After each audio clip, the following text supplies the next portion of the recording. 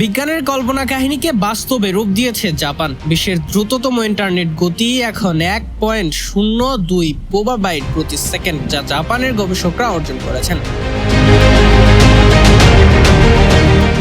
এই গতিতে অজস্র গান, সিনেমা, গেম মুহূর্তের মধ্যেই নেওয়া সম্ভব। বৃহস্পতিবার এক প্রতিবেদনে এই খবর দিয়েছে ইকোনমিক টাইমস। গত জুন মাসে জাপানের national institute of information and communication technology এই রেকর্ড তৈরি করেছে।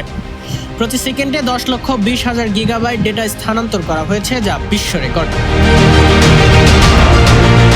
এই গতি দিয়ে একসঙ্গে 1,08,00,000 আলট্রা এইচডি ভিডিও স্ট্রিমিং করা সম্ভব। টোকিও ও নিউ ইয়র্কের প্রতিটি মানুষকে বিনামূল্যে এইচডি মুভি দেখানো সম্ভব হবে।